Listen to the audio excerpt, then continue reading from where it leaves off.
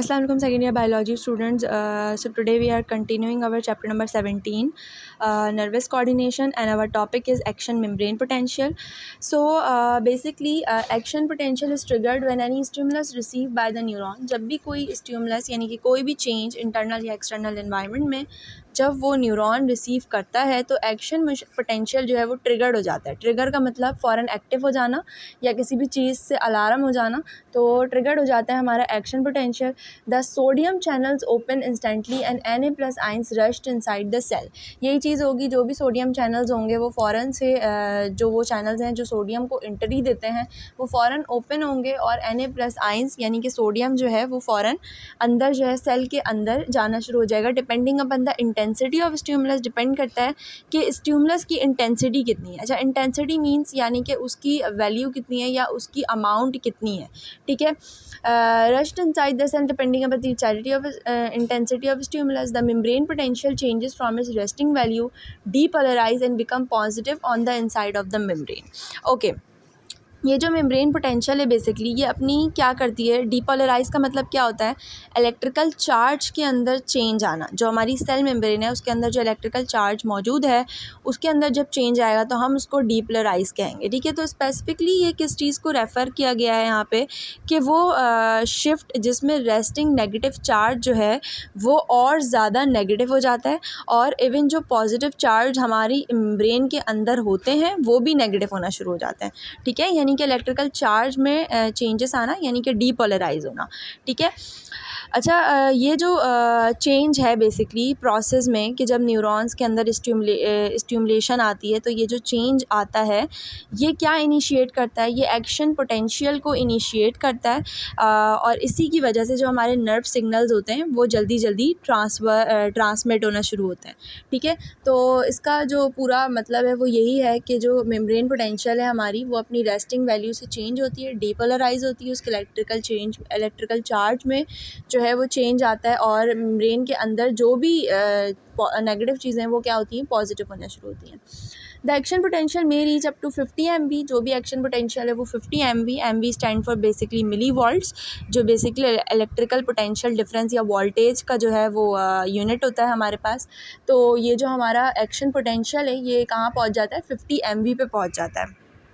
So then the gates of sodium closed and potassium channels open when diffuses out of the membrane. यानी कि फिर जो है वो सोडियम के जो भी गेट्स होते हैं वो क्लोज़ होना शुरू करते हैं और पोटेशियम के चैनल्स जो हैं वो ओपन होना शुरू करते हैं, जो बेसिकली मेम्ब्रेन के अंदर डिफ्यूज़ आउट हुआ है, ठीक है।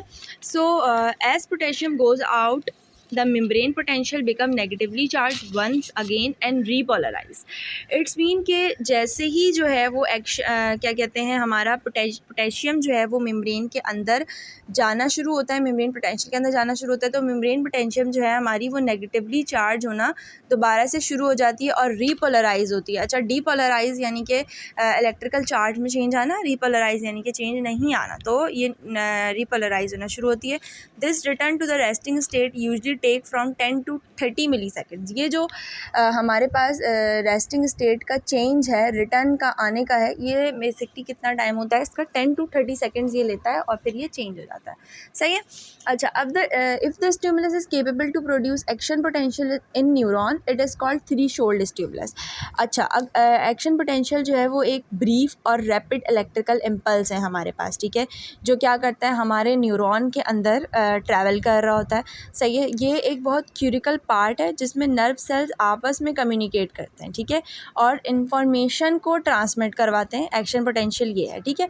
अब अगर हम थ्री-शोल्ड स्टिमुलस की बात करें कि इसको थ्री-शोल्ड स्टिमुलस क्यों बोला जा रहा है, कि स्टिमुलस जो है वो एक्शन पोटेंशियल हमारे न्यूरॉन के अंदर बना रहा है तो इसको थ्री-शोल्ड क्यों बोलना है, क्योंकि थ्री-शोल्ड जो स्टिमुलस है वो क्या रिप्रेजेंट करता है, स्टिमुलेशन का मिनिमम लेवल रिप्रेजेंट करता है। जो भी एक्शन पोटेंशियल को कॉज करने के लिए ज़रूरी है उसका जो मिनिमम लेवल है स्टिमुलेशन का वो कौन शो करा रहा है, रिप्रेजेंट कर रहा है, थ्री-शोल्ड स्टिमुलस शो करा रहा है, तो इसलिए इसको क्या बोलते हैं, थ्री-शोल्ड स्टिमुलस बोलते हैं।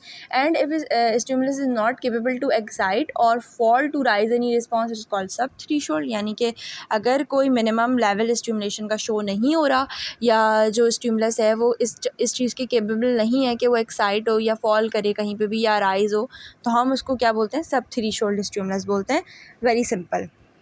Okay, now let's talk about depolarization. अच्छा, this refer to the change in the electrical charge of the cell membrane. ठीक है, यानी कि हमारी सेल मेम्ब्रेन के अंदर जो भी इलेक्ट्रिकल चार्ज के अंदर चेंज आता है बेसिकली हम उसको क्या बोलते हैं, डीपोलराइजेशन बोलते हैं कि डीपोलराइजेशन हुई है. सही है. अच्छा, ये कब होता है basically, it refers to the graded potential state because the threshold stimulus of about -55 MV cause the change in the membrane potential. It's mean कि ये जब होता है जब स्टिमुलस जो है हमारा इतना स्ट्रॉन्ग इनफ होता है कि वो मेम्ब्रेन पोटेंशियल के अंदर जो है वो मूव कर सके फ्रॉम इट्स रेस्टिंग स्टेट. ठीक है, इस केस में क्या होता है कि यूजुअली जो हमारे चार्जेस हैं वो ट्रिगर्ड हो जाते हैं. ठीक है, और कहाँ तक पहुँच जाते हैं, रीचेस अबाउट -55 मिली वोल्ट्स. ठीक है, यहाँ तक पहुँचता है. अब अगर हम बात करें, the threshold stimulus must be strong enough to change the resting membrane potential into action membrane potential. जो हमारी थ्री-शोल्ड स्टिमुलस है बेसिकली, अगर हम इसकी शुरुआती तौर में बात करें तो एक्शन पोटेंशियल के अंदर जो हमारा स्टिमुलस है वो इतना स्ट्रॉन्ग इनफ होता है कि वो इस थ्री-शोल्ड यानी कि मिनिमम जो स्टिमुलस है, मिनिमम लेवल है स्टिमुलस का, उसको एक्सीड करने में या एक्साइट करने में हेल्प करता है. और इतना तो if it is not enough strong, यानी कि अगर ये इतना स्ट्रॉन्ग नहीं होता तो एक्शन पोटेंशियल यहाँ पे कायम नहीं होती.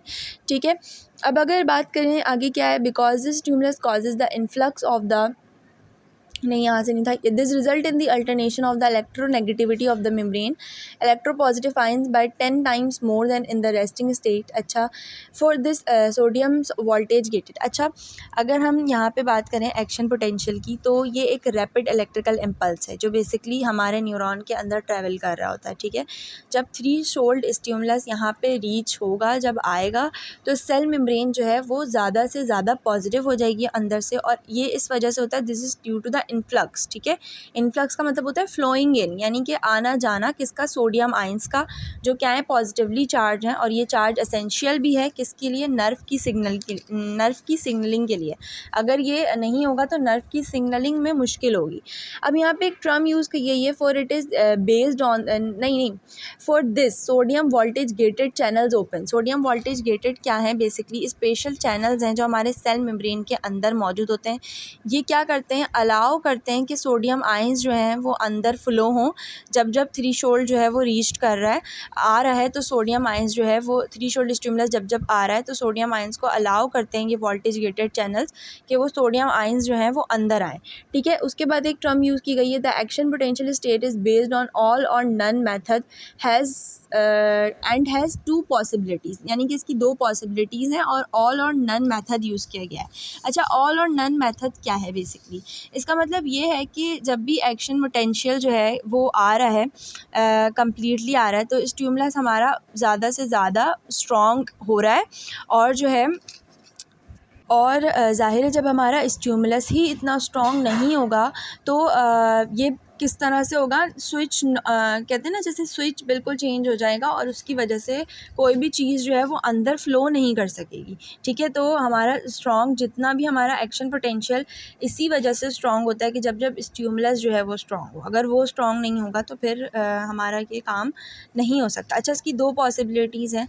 If the stimulus is weaker than the threshold value, कि अगर जो हमारा स्टिमुलस है वो थ्री-शोल्ड वैल्यू यानी कि मिनिमम जो वैल्यू है स्टिमुलस की उससे क्या हो, वीक हो, तो एक्शन पोटेंशियल न्यूरॉन के अंदर नहीं हो पाता. अगर स्टिमुलस जो है वो स्ट्रॉन्गर है थ्री-शोल्ड वैल्यू से, तो फिर वो नर्व इम्पल्सेस को ज़रूर ट्रिगर करेगा कि वो ट्रैवल हों जो भी न्यूरॉन की इंटायर लेंथ है, न्यूरोलेमा लिखा हुआ है यहाँ पे, इंटायर लेंथ ऑफ द न्यूरोलेमा, यानी कि नर्व फाइबर के ऊपर की मेम्ब्रेन, वहाँ पे जो है वो नर्व इम्पल्स क्या हो, ट्रैवल हो, अगर जो है वो स्टिमुलस स्ट्रॉन्गर होगा दैन द थ्री-शोल्ड वैल्यू. और अगर इफ़ नॉट तो एक्शन पोटेंशियल आने में मसला होता है, एक्शन पोटेंशियल न्यूरॉन के अंदर नहीं करता ट्रैवल. ठीक है, okay, so let's talk about voltage gated sodium channel ना. अच्छा, open channel carries on influx of Na+ ions. Influx का मतलब फ्लोइंग इन. ठीक है, giving rise to depolarization as the channel become close और इनएक्टिवेटेड द डीपोलराइजेशन एंड. यानी कि basically voltage gated sodium channels क्या हैं, वो स्पेशल चैनल्स हैं हमारे सेल मेम्ब्रेन के अंदर जो सोडियम आइंस को अंदर आने के लिए अलाउ करते हैं कि वो सेल के अंदर फ्लो करें. सही है, और ये जो इन्फ्लक्स है, फ्लोइंग इन है सोडियम आइंस का, ये क्या करता है, कॉज भी करता है, चेंज भी करता है सेल के चार्जेस को, जिसको हम डीपोलराइजेशन कहते हैं, ठीक है। यानी कि जो है बेसिकली इनका आना और जाना सोडियम आयंस का सेल के चार्ज को जो है वो चेंज कराता है या कॉज कराता है, जिसको हम डीपोलराइजेशन कहते हैं, ठीक है। डीपोलराइजेशन क्या है, हमारे सेल के अंदर जो इलेक्ट्रिकल चार्ज का चेंज होना है, जब वो नेगेटिव से पॉजिटिव हो जाते हैं, शिफ्ट हो जाते हैं, इसको हम डीपोलराइजेशन कहते हैं। ये जो रैपिड चेंज होता है, ये क्यों क्यूरिकल होता है, नर्व की सिग्नलिंग के लिए, कि नर्व इम्पल्स क्या हो, सिग्नल लेके जाए आएँ, तो इनकी वजह से डीपोलराइजेशन होना ज़रूरी है। और ये कौन करा रहा है, वोल्टेज गेटेड सोडियम चैनल्स करा रहे हैं, ठीक है। अच्छा, after cell has established the resting potential that cell has the capacity to undergo depolarization, यानी कि जब सेल जो है वो अपनी रेस्टिंग पोटेंशियल को एस्टेब्लिश करा लेता है, तो सेल के पास ये कैपेसिटी होती है कि वो डीपोलराइज कराए, ठीक है। और ये मैं पहले बता चुकी हूँ कि ड्यूरिंग डीपोलराइजेशन क्या होता है, मेम्ब्रेन पोटेंशियल जो है वो नेगेटिव टू पॉजिटिव जाती है। For this rapid change to take place within the interior of the cell several events must occur along the neurolemma. अच्छा, events along the neurolemma, it's mean के basically जो nerve cell के along जो एक outer covering है हमारे nerve fibre के ऊपर, जिसको हम न्यूरोलेमा कहते हैं, वहाँ पे बहुत सारी चीज़ें हो रही होती हैं, ताकि क्या हो, चीज़ें जो है ना वो रैपिड चेंज आए, रैपिड अकर हो, रैपिड चेंज अकर आए, ठीक है। तो इसके बाद क्या है, while the neurolemma of the cell, while the sodium potassium pump continues to work, ठीक है। इट्स मीन के वही सोडियम जो पोटेंशियल सोडियम पोटेशियम का जो काम है वो अपना काम जो है वो कंटिन्यू रखेंगे। Of the voltage gated channels that had been closed while the cell was at resting potential are open to response to an initial change in the voltage. अच्छा, वोल्टेज गेटेड चैनल्स का जिक्र क्या है, basically ये वो channels हैं जो शुरुआत में तो क्लोज रहते हैं जब सेल जो है वो रेस्ट में होता है, हाउएवर जब इनको रिस्पॉन्स करना होता है किसी इनिशियल चेंज के वोल्टेज को, तो ये usually due to an stimulus, किसी भी स्टिमुलस की वजह से अगर इनको रिस्पॉन्स करना होता है तो ये चैनल्स जो हैं वो फ़ौरन ओपन होते हैं। अच्छा, ये जो चैनल्स हैं बेसिकली ये कब ओपन क्लोज़ हो जाएंगे, और जब कोई चीज़ एंटर नहीं हो रही, और ओपन जब होंगे जब स्टिमुलस आएगा, ताकि ये रिस्पॉन्स कर सकें किसी भी इनिशियल चेंज पे वोल्टेज की, ठीक है। As the sodium ions rush back into the cell, they add positive charge to a cell interior and the change the membrane potential from negative to positive. Once the interior of the cell become more positively charge, depolarization of the cell is complete and the channel close again. अच्छा, sodium rush से क्या मुराद है कि जब ये voltage gated channel जो है वो ओपन होते हैं, तो सोडियम आयंस जो है वो दोबारा से सेल के अंदर रश बैक होना शुरू करते हैं, ठीक है। दिस एड के क्या होता है, पॉजिटिव चार्ज जो है वो सेल के इंटीरियर में आना शुरू होता है, और क्या होता है फिर कि सेल का जो चार्ज है वो नेगेटिव से पॉजिटिव की तरफ चेंज होना शुरू होता है। अच्छा, कंप्लीशन ऑफ डीपोलराइजेशन का मतलब ये है कि जब कोई भी सेल जो है वो ज़्यादा पॉजिटिवली चार्ज होना शुरू हो जाएगा अंदर से, तो क्या होगा कि डीपोलराइजेशन जो है वो कंप्लीट हो जाएगी, ठीक है। इसके बाद क्या होता है, वोल्टेज गेटेड चैनल जो है वो दोबारा से क्लोज हो जाते हैं। So during depolarization the cell charges quickly changes, यानी कि डीपोलराइजेशन के दौरान क्या होता है कि सेल के जो चार्जेस होते हैं वो क्विकली चेंज होते हैं नेगेटिव टू पॉजिटिव से, और ये एक की स्टेप है कि नर्व सिग्नल्स जो हैं वो ट्रांसमिट हों, सही है। यहाँ तक आई होप समझ आया होगा। सो इन नेक्स्ट क्लास इंशाल्लाह we will continue repolarization. So stay connected for your high grade in studies.